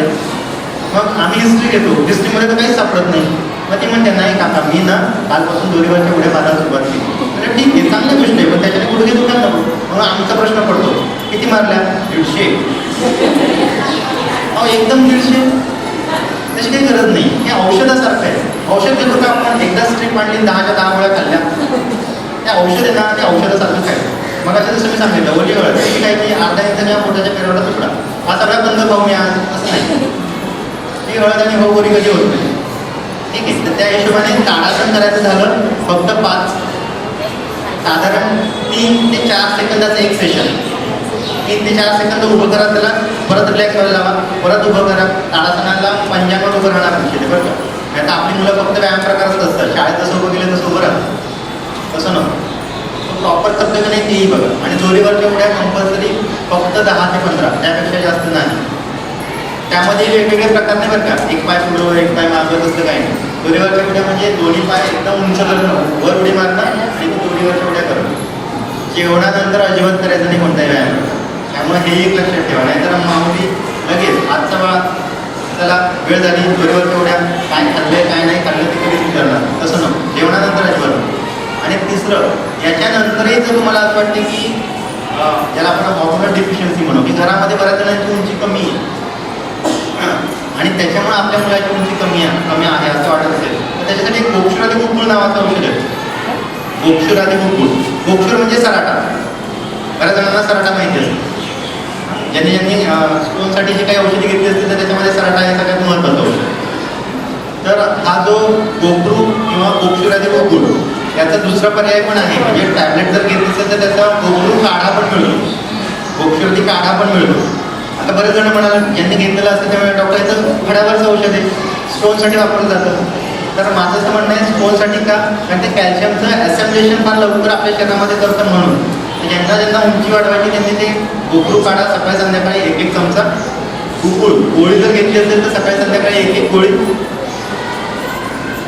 ताडासन आणि दोरीवरच्या उड्या मागायला सांगितलं त्या पद्धतीने केलं तर त्यांची उंची साधारण एका महिन्यामध्ये 3 सेंटीमीटरपर्यंत वाढते. आणि उंची मोजताना नेहमी सेंटीमीटरमध्ये मोजा. आपण इंचांमध्ये असतो आणि फुटाची अपेक्षा असते आपल्याला, तसं नको. महिन्याभरामध्ये किती सेंटीमीटर वाढतो त्यानुसार त्याचं ग्राफ ठेवूया. ठीक आहे, त्याला उंचीच्या आपण नेक्स्ट एक करू शकतो. हां बरं बरं, अच्छा एक किती जो आहे ओके ओके. मी येतो त्या विषयावर. बेड वेटिंग आणि युरिनला सारखं होणं हे दोन्ही विषय घेतो. पहिला हा, काही खाल्ल्यानंतर सकाळी जसं मग मला म्हणालो की काहीतरी खाऊन बाहेर पाठवा. यांचा खरंच चांगला प्रश्न आहे हा, की बऱ्याच जणांच्या कंप्लेंट की डॉक्टर खाल्लं की उलटी सारखं करतो किंवा तो उलटीच करतो लिटरली. असं जर असेल ना तर एक लक्षात घ्या, त्याला मोशन होते की नाही, कॉन्स्टिपेशन होतंय का, कॉन्स्टिपेशन आहे का. म्हणजे जर त्याचं पोट साफ होत नसेल आणि आपण जर बळजबरी केलं तर मात्र हा त्रास होईल. आणि त्याचा व्हॉल्यूम थोडा कमी ठेवा. व्हॉल्यूम म्हणजे कसं मग तुम्हाला सांगितलं, अपेक्षा नाही मला एक अख्खी पोळी खाऊन येणं, अर्धी जरी खाल्ली तरी चालते. त्या हिशोबाने तुम्ही त्याला किती देताय ते प्रमाण थोडं कमी करून बघा. त्याच्याही नंतर जर उलटी वाटत असेल तर त्यासाठी ना सकाळच्या मॉर्निंग सिकनेससाठी एक औषध आहे, वोमिटॅप सिरप, VOMITAP, वोमिटॅप, VOMITAP. हे वोमिटॅप म्हणजे काय, तो काथा असतो ना आपला पानात घालायचा काथा, त्याची फाईन पावडर करतात आणि त्याच्या साखरेच्या पाकामध्ये आपल्याला देतो. आता तो काथा आणा, त्याची फाईन पावडर करा आणि ते साखरेच्या पाकात द्या हे सांगितलं की तुम्ही म्हणा नाही डॉक्टर आता वेळ झाला तुम्ही जा. तर त्याच्याऐवजी हे रेडी सिरप तुम्हाला मिळेल वोमिटॅप, किंवा त्याला चांगला कात नुसता चघळण्यासाठी दिला तरी त्याची उलटी थांबेल. कात किती घ्यायचं फक्त चिमून वोमिटॅप सिरप सकाळी उठल्याबरोबर 2 चमचे घ्यायचे. अशा पद्धतीने त्याची उलटी कमी होऊन जाईल. ज्यांना मॉर्निंग सिकनेस आहे, प्रेग्नन्सीमध्ये ह्या 3 महिन्याच्या किंवा 6 महिन्याच्या, काही जणांना 9 महिने मॉर्निंग सिकनेस असतात, तर यांच्यामध्ये सुद्धा हे औषध चालेल वोमिटॅप सिरप. आता दुसरा त्यांचा प्रश्न होता बेड वेटिंग किंवा सारखी युरिनला म्हणून. युरिनला सारखी दिवसभरात होत असेल तर एक लक्षात घ्यावं की कुठंतरी युरिन इन्फेक्शन आहे का, कारण त्याच्यामध्ये ब्लड व्हॉल्यूम युरिन व्हॉल्यूम ब्लॅडरमध्ये जर रेसिड्यू युरिन आम्ही त्याला म्हणतो, साठवून ठेवलेली युरिन, याची जर क्षमता कमी व्हायला लागली तर त्याला सारखं सेन्सेशन होतं आणि थोडी युरिन सारखी होत असते. तर याच्यामध्ये ना पोटावर फक्त थंड आणि गरम पाण्याच्या पट्ट्या ठेवल्या तरी काम होऊन जातं. ओटीपोटाच्या ठिकाणी बेबीच्या खाली ओटीपोटाच्या ठिकाणी गरम आणि थंड अल्टरनेट पट्ट्या ठेवायच्या, जसं आपण तापामध्ये मिठाच्या पाण्याच्या पट्ट्या ठेवतो तसं. तर दिवसभरातलं जर सारखं युरिनचं प्रमाण आहे ते तिथं बरं होतं. दुसरं जे बेड वेटिंगची मुलं आहेत, माझ्याकडे सध्या बेड वेटिंगचा 22 वर्षाची मुलगी आहे. 22व्या वर्षात सुद्धा तिला बेड वेटिंग होते अजून नाही, तर आता ते बऱ्यापैकी कव्हर झालं. पण बेड वेटिंगसाठी एक सांगतो, कमरेचा जो भाग आहे ज्या ठिकाणी आपण पट्टा लावतो किंवा ज्या ठिकाणी पाठीच्या बरगड्यांचा भाग संपतो आणि त्याच्या खाली बरोबर 4 अंगुली एवढं साईज, त्याच्या खाली साधं मोहरीचं तेल जर फक्त कमरेला रात्री झोपताना लावलं तर बेड वेटिंग 99% पूर्ण थांबतं. मात्र हे रोज लावायचं कमीत कमी 15 दिवस. मोहरीच्या तेलाचा इम्पॅक्ट असा होतो की ब्लॅडरला असणारे जे मसलचे अटॅचमेंट आहे त्याच्यामध्ये जे स्पिंटर लॉक झालेला असतो तो कॅप्चर करून ठेवण्याची किंवा त्याच्यामध्ये एक मजबूती आणण्याचं काम हे मोहरीचं तेल करतं आणि त्या पद्धतीने साधं मोहरीचं तेल लावून आपल्याला बेड वेटिंग पूर्ण बरं करता येईल. आता दुसरा प्रकार असा असतो की काही मुलांमध्ये ना दचकून उठणं, झोपेत पडपडणं, झोपेत फिरणं आणि मग बेड वेटिंग करणं. काही मुलांमध्ये अशी सवय असते की झोपेमध्ये सरळ झोपलेला असतो पण नंतर दर अर्ध्या तासाने त्याचे अँगल बदलत असतात, किंवा काही मुलं झोपेत बडबडत असतात, उगाचच असतात. असं म्हणजे फक्त स्माईल नसते ती खिदळणं ज्याला आपण म्हणतो तसं असं नसतं. तर त्यांच्यामध्ये सगळ्यात आधी ती दंताची औषधी द्या आणि मग हे मोहरीचं तेल लावा, कारण ह्या दंताच्या औषधींमुळे सुद्धा बऱ्याचदा दंतांमुळे सुद्धा आपल्याला बऱ्याचदा त्या ब्लॅडरवर झालेला इम्पॅक्ट दिसतो की त्यांच्यामध्ये बेड वेटिंग ही कायमस्वरूपी आढळतं. ओके, तर दिवसासाठी वेगळं आहे, रात्रीसाठी वेगळं आहे, अशा पद्धतीने हे दोन्ही काम करतात. नेक्स्ट, सर्दीमध्ये कफ होतो ना त्याच्यावर सर्दी खोकला आणि कफ हे जनरली मागच्या वेळेस सांगितलं म्हणून मी आता रिपीट केलं नाही, पण सुंठ आणि वेखंड नेहमी आपल्या घरामध्ये ठेवा. सुंठ आणि वेखंड जेवढं त्याचं वय आहे, आत्ता मुलाचं वय समजा तो 5वीत असेल, 10 वर्षाचा आहे, त्याच्या दुप्पट फेरे घ्यायचे. सुंठीचे 10 आणि वेखंडाचे 10 म्हणजे 20 फेरे झाले, 10चे दुप्पट केलं बरं का. आणि तो जो गंध निघेल तो सकाळच्या वेळेमध्ये साधारण 10च्या आधी मधासोबत त्याला मिक्स करून देऊन टाका. हे साधारण आठवडाभर केलं की साधारण ज्यांना सर्दी वारंवार किंवा खोकला वारंवार असा होत असतो ना, बघा सुरुवात होते रनिंग नोजमुळे, नाकातून थोडंफार पाणी येणं, शिंका येणं, मग सर्दी आणि मग खोकला. जर सर्दी किंवा शिंकासारखी लक्षणं दिसली आणि त्याच ठिकाणी जर सुंठ वेखंड वापरलं ना तर त्याचं मात्र खोकल्यात कधी होणार नाही. त्यामुळे हे सुंठ आणि वेखंड हे 12 महिने घरामध्ये ठेवण्याचं कायमस्वरूपी औषध. त्याच्या काड्या मिळतात, सुंठ आपल्या घरामध्ये आहेत, वेखंडाची काडी मिळते ती आणून ठेवा आणि त्या पद्धतीने जेवढं वय असेल म्हणजे हा 14 वर्षाच्या बाला 16 वर्षापर्यंत त्याला बाळ म्हणून स्प्लिट करायचं आहे. 16 वर्षाचा असेल तर 16-32 म्हणजे 16 फेरे सुंठीचे, 16 फेरे वेखंडाचे, अशा पद्धतीने 32 फेरे घ्यायचे आणि ते त्याला चाटण जे आहे ते मधामध्ये द्यायचं, जेणेकरून आपल्याला लंग्स इम्युनिटी वाढवता येते, ऑक्सिजन टेकिंग कॅपॅसिटी वाढवता येते आणि त्याच्या एल्व्ह्युलाइज ज्या ठिकाणी कफ गोळा होतो त्याला नेहमी क्लीन ठेवण्याचं काम हे सुंठ आणि वेखंड करत राहतात. ओके, ज्यांना 12 महिने सर्दी आणि DNS सांगितलं त्यांच्या प्रश्नावर एक नवीन प्रश्न, DNS सांगितलं बरं तर म्हणतात नाकाचा हाड वाढलं म्हणून आम्हाला 12 महिने सर्दी. नाकाचा हाड वगैरे ते वाढत नाही, रिकरन्स आहे. नाकाचं हाड वाढलं तुम्ही त्याला स्क्रब करून घेतात आणि परत नाकाचं हाड जे आहे जसं आहे तसंच दिसतं किंवा त्या सर्दीचा त्रास कायमस्वरूपी होत आहे. त्यांच्यामध्ये हे सुंठीचा नुसता लेप जरी केला ना नाकावर, सुंठीचा लेप कसा करायचा सांगून देतो तुम्हाला. साधारण सुंठ उगाळून घ्या 1 चमचाभर, किंवा सुंठीची पावडर असेल तर अर्धा चमचा सुंठ आणि त्यामध्ये थोडं पाणी घाला की त्याची सेमी सॉलिड पेस्ट होईल. अगदी पातळी निघल्याचा लेप केल्याने त्याचे ओघळ येत आहे आणि अगदी घट्टही निघे ते खूप एकाच ठिकाणी बसते. सेमी सॉलिड पेस्ट करायची आणि नाकाचं जे पूर्ण हाड आहे ना, ज्या ज्या ठिकाणी बोनी स्ट्रक्चर लागते त्या त्या ठिकाणी कपाळापासून खाली नाकाच्या दोन्ही बाजूने अशा पद्धतीने तो लेप करा. 3 मिनिटं ठेवायचा फक्त. 3 मिनिटांनंतर ते स्वच्छ करा. एक 5 सेकंड नंतर तुम्हाला असं जाणवेल की आता मला सर्दी नाही आहे, नेझल ब्लॉकही नाही आहे, आणि रात्रीच्या वेळेमध्ये जे नेहमी नाक खोलल्यासारखं वाटायचं तेही होत नाही आहे. धुळीमध्ये गेल्यानंतर किंवा फोडणीमुळे जे मला वारंवार शिंका यायच्या तेही होत नाही. पोटातून तर काही घ्यायचंच नाही, फक्त बाहेरून लावलं तर ते बरं होतं. त्यामुळे नाकाचा हाड वाढवून जी काही सर्दी आपण 12 महिने कॅरी करत असतो किंवा नाकाचे त्रास 12 महिने कॅरी करतो ते आपल्याला बऱ्यापैकी घालवत आहे. ओके, पुढचा प्रश्न माझ्या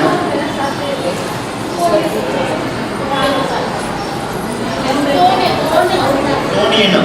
लहान मुलांमध्ये तोंड जर येत असेल तर मगाशी जसं मी सांगितलं उष्णतेमुळे हे तोंड येतात. त्यांना पोट साफ होत नाहीये अशी मुलं सगळ्यात आधी 90% मुलांमध्ये पोट साफ होत नाही म्हणून तोंड येतं, आणि उरलेली जी 10% मुलं येतात त्यांच्यामध्ये व्हिटॅमिन B12 ची कमतरता असल्यामुळे तोंड येतं. B12 ची कमतरता ही जनरली शाकाहारी मुलांमध्ये फार मोठ्या स्वरूपामध्ये आहे. जर आपण टोटली शाकाहारी असतो म्हणजे आपण अंडी खात नाहीये किंवा कोणत्याही मांसाचा प्रकार खात नाहीये तर आपल्यामध्ये व्हिटॅमिन B12 शरीरामध्ये लवकर बनत नाही. त्यासाठी सगळ्यात आधी त्याच्यासाठी एक उपाय सांगून देतो, तो म्हणजे एक तर त्याचं पोट साफ होतं का नाही हे बघा. जर होत नसेल तर तुम्ही कोणतीही रेचक देऊ शकतात किंवा रात्रीच्या वेळेमध्ये मुठभर मनुका त्याला खाऊ घालायचं. बाळाच्या मुठीमध्ये मावतील तेवढ्या मनुका म्हणजे साधारण 10 ते 12 मनुका डायरेक्ट खाल्ल्या तरी चालते, त्याला काही भेसळची वगैरे गरज नाही. अशा पद्धतीने त्याचं रेचन होईल म्हणजे पोट साफ होण्याची टेंडन्सी चांगल्या पद्धतीने वाढेल. त्याच्या जेवणामध्ये दोन्ही वेळेस तूप पाहिजे, साधारण 2 चमचे तूप दिवसभरामध्ये तरी त्याने खाल्लं गेलं पाहिजे, जेणेकरून उष्णतेमुळे येणारं तोंड जे आहे ते कमी होईल. आणि तिसरं व्हिटॅमिन B12. या B12 साठी ना बऱ्याचदा सगळ्यांना सांगत असतो आपल्याकडे हिमोग्लोबिन जर 10च्या खाली असेल तर आपण कायमचं बरेच जण म्हणतात ते बीट खा, गाजर खा, पण ते बीट आणि गाजर खाऊन खाऊन आपण कंटाळतो. शेवटी त्याचा नॉशिया येतो, नंतर आपण आणायचं बंद करतो. तर त्याच्याऐवजी ना औषध म्हणून आपण कमीत कमी गुळ आणि शेंगदाण्याचं कोणतेही कॉम्बिनेशन म्हणजे चिक्की खाल्ली तरी चालेल. किती खायची? साधारण बिस्किट एवढा तुकडा रोज खायचा. गुळ आणि शेंगदाण्याचे लाडू तर बनवू शकतो. त्या पद्धतीने जर खाल्लं ना तर व्हिटॅमिन B12 मुळे येणारं तोंड जे येणं आहे ते आपल्याला बरं करता येईल किंवा B12 ची आपल्याला व्हॅल्यू जी आहे ती वाढवता येईल किंवा हिमोग्लोबिनची व्हॅल्यू आपल्याला आणखी वाढवता येईल. पण आता लाडू खायचा म्हणजे किती? आपला मनसोक्त लाडू दिवाळीचा जसं असतो तसं नाही. हातात मावे तेवढं घेतलं आणि दाबून दाबून दाबून बनवलं तसं नाही. साधारण दुपारी एवढंच लाडू मला अपेक्षित आहे. एवढा जरी डोस त्याने रोज घेतला 7 दिवसामध्ये त्याचं B12 जे आहे ते नॉर्मलला आहे. तर अशा पद्धतीने ह्या 2 गोष्टी त्या तोंड येण्यासाठी करा. एक बघा की त्याचं पोट साफ होते का नाही, आणि व्हिटॅमिन B12 म्हणजे पोट साफ होऊ नये जर त्याला तोंड येते वारंवार मग एकदा फक्त B12 पासून घेऊ किंवा लाडू खायला सुरुवात करून टाकू, आपण त्याचं तोंड येणं जे आहे ते कमी होईल. तिसरा महत्त्वाचा घटक हिमोग्लोबिनसाठी परत एकदा सांगून जातो. ज्यामुळे 5वी 6वी 7वीतले आहेत त्यांच्यामध्ये बऱ्याचदा हिमोग्लोबिन कमी होत आहे. आपल्याला असं वाटतं की आमची गोरी मुंगी दिसते, गोरगोमटेपणा नाही येतो, पालीसारखी जी पांढरी फक्त पडलेली, तर हात जे आहेत ते गुलाबी दिसले पाहिजे, ते पांढरे दिसत आहेत. नखं जे आहेत ते गुलाबी दिसते किंवा लाल दिसले पाहिजे, ते कुठेतरी शेडेड ब्लॅक दिसायला लागलेले आहे किंवा अगदी पिवळसर दिसायला लागलेले आहे. तर हा जो त्रास आहे त्यासाठी साधी मटकी आपल्या घरामध्ये, मी असं म्हणणार नाही कोणती हिमॅटिनिक घ्या, पण मटकीचा इम्पॅक्ट आम्हाला असं जाणवलं आहे की साधारण 21 दिवस जर आपण आठवड्यातले 2दा म्हणजे 2-2-2 6 वेळा जरी मटकी खाल्ली ना तर 2 ग्रॅम हिमोग्लोबिन वाढतं. साधी मटकी, मग त्या मटकीची तुम्ही उसळ करू शकतात पोळा, त्या मटकीची तुम्ही भाजणी करून त्याचे दिरडे, घावट, डोसा, मुटके, इडली काहीही करू शकता. पण ती मटकी आठवड्यातून कमीत कमी 2दा त्या मुलांच्या किंवा आपल्या पोटात जाऊ द्या की जेणेकरून ते हिमोग्लोबिन आपल्याला वाढवायला मदत होते. नेक्स्ट माझ्यामध्ये कसंही घ्या, दुर्वांचं पाणी फक्त पोटात जायला पाहिजे. ते रात्री 12ला घेतलं तरी चालेल, सकाळी 6ला घेतलं तरी चालेल, जेवणानंतर घेतलं तरी काय हरकत नाही.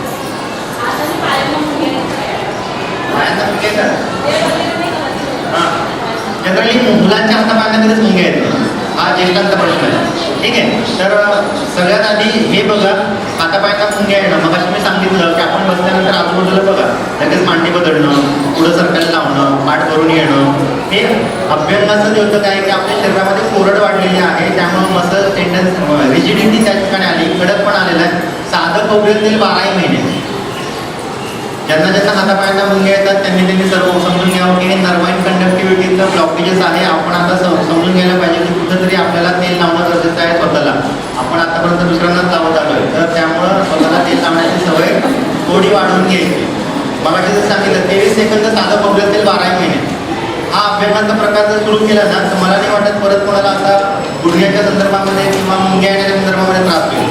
पण हे जर 40च्या पुढं आलं, आता पायांना मुंग्या येणं किंवा पाय बधीर होणं, जास्त लांबचा प्रवास केला तर पावलावर सूज येऊन पाय बधीर होणं, तर याच्यामध्ये काही नर्माइन टॉनिक आहे ते तुम्हाला सांगून देतो. त्याच्यामध्ये सगळ्यात पहिला नंबर येतो तो म्हणजे कोवळ्याचा.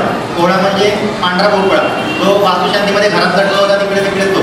एकाने मला दूध आणून दिला होता, डॉक्टर आम्ही रोज खातो, दूध वगैरे नाही, म्हणून मी अशी उदाहरणं पण द्यायला लागलो आजकाल. काय म्हणजे नेमकं काय, ठीक आहे. तर कोहळा रोज खाण्यामध्ये ठेवण्याच्या ऐवजी जर आठवड्यातून 2दा जरी ठेवला ना तरी आपल्याला नर्वाइन कंडक्टिव्हिटी नॉर्मल ठेवता येते. आता पायांना मुंग्या येत नाही. कोहळ्याचा तुम्ही साधी भाजी, थालीपीठ, हलवा किंवा सांबर काही करू शकता. दुसरं, हिंग आपल्या घरामध्ये असतो नेहमी, हिंग पावडर, खडा हिंग नाही. तर ह्या हिंग पावडर जर 1 चिमूट हिंग, 40च्या पुढच्या लोकांमध्ये सांगतो बरं का, लहान मुलांमध्ये याचा वापर करायचा नाही. 40च्या पुढं हातापायांमध्ये येणाऱ्या मुंग्या, 1 हिंग पावडरची 1 चिमूट जर मधासोबत रोज खाल्ली ना, कधीही खातो दिवसातून 1दा, तरी त्या मुंग्या येण्याचं प्रमाण 40च्या पुढच्या ज्येष्ठ नागरिकांमध्ये आपल्याला कमी करता येईल. तेल लावल्यानंतर बरं का. आता तुम्ही म्हणाल की जाऊ द्या, आता तेलाचा ऑप्शन डॉक्टरांनी स्वतः सांगितला, हिंग आणि कोळा कोण लावत बसणार, त्यांनाच लावूया, तसं नको. Okay, next question. माझ्यामध्ये सगळे प्रश्न संपले, ठीक आहे. तुम्ही इथं आलात, बसलात, शांतपणे सगळं ऐकलं. आज अगदी पाणी न येणारा दिवस असून सुद्धा तुम्ही इथं थांबून सगळ्या गोष्टी शांतपणे ऐकल्या, त्याबद्दल तुमचं पुनश्च आभार. शाळेने इथं बोलवलं, एवढा वेळ दिला. 10वीच्या परीक्षा आहेत तरी त्यांनी ते एवढं शेड्यूल बनवलं, थोड्या वेळ मला इथे तुमच्याशी बोलण्यासाठी दिला, त्याबद्दल शाळेचे आभार. पुन्हा तुम्हाला महिला दिनाच्या खूप खूप शुभेच्छा. आता मी जे काही सांगितलं ते तुम्ही स्वतः सुरुवातीला आपल्यावर करून घ्या, जेणेकरून मुलाला त्याची सवय लागेल. तुम्ही चांगल्या असल्या की त्यालाही वाटेल आई कधी आजारी पडत नाही, मग मला का सारखा आजार होतोय, जेणेकरून तुम्ही सांगा ते सगळं तो फॉलो करायला सुरुवात. इतर वेळेस तुम्हाला जी काही कागद दिलेली आहे त्याच्यावर माझा मोबाईल नंबर आहे. उगाच तिथल्या शिक्षकांना, मुख्याध्यापकांना त्रास द्यायचा आहे. डॉक्टर कुठे आहेत, डॉक्टर कधी, डॉक्टरने हा कागद दिला होता, कशा पद्धतीने येईल, काय नाही.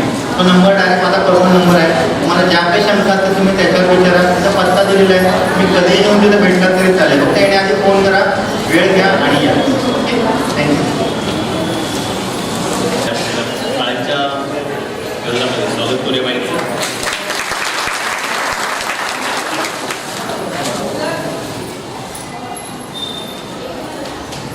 काही शंका कोणाच्या राहिल्या नाही अशी अपेक्षा करूया आपण. आणि बहुतेक सर्वांच्या शंकांचं अगदी नाराजोगं निराकरण झालेलं आहे. आणि तरीही काही उरले असतील, डॉक्टरांचा नंबर तुमच्याकडे आहे. आज या ठिकाणी डॉक्टर गावडे आपल्याकडे आले. मी मगाशीच म्हटलं की आमच्या शाळेच्या कुटुंबाचा एक भाग याप्रमाणे ते कधीही त्यांना बोलवलं तर ते असतात. हक्काने आम्ही त्यांना बोलवतो ते या ठिकाणी येतं. आज त्यांनी दिलेलं मार्गदर्शन आपण प्रत्यक्षात जेव्हा अंमलात आणू, जेव्हा आपल्या घराघरात असं सांगितल्याप्रमाणे जेव्हा आपण करू तर त्यांच्या बोलण्याचा आपण योग्य असा उपयोग करून घेतला असं मला या ठिकाणी म्हणता येईल. त्यांच्या पुढच्या नेहमीच येतो मग पावसाळा, तसं दरवर्षी तर ते सांगतात आपल्याला आणि आपण मात्र फक्त तेवढ्या पुरतं ऐकतोय आणि पुन्हा आपण घरी जातोय, असं काही वागत नाही. तर त्याचा काही उपयोग झाला नाही. या ठिकाणी डॉक्टर आले, त्यांनी आपल्या सर्वांना थोडंसं मार्गदर्शन केलं. आपण प्रत्यक्ष जीवनात ते आणावं हा एक महत्त्वाचा संदेश मी आपल्याला देतो त्यांच्या वतीने. आणि आजचा आरोग्य मार्गदर्शनाचा पालकाचा तिचा कार्यक्रम संपला असेल. सर्वांचे पुन्हा एकदा धन्यवाद.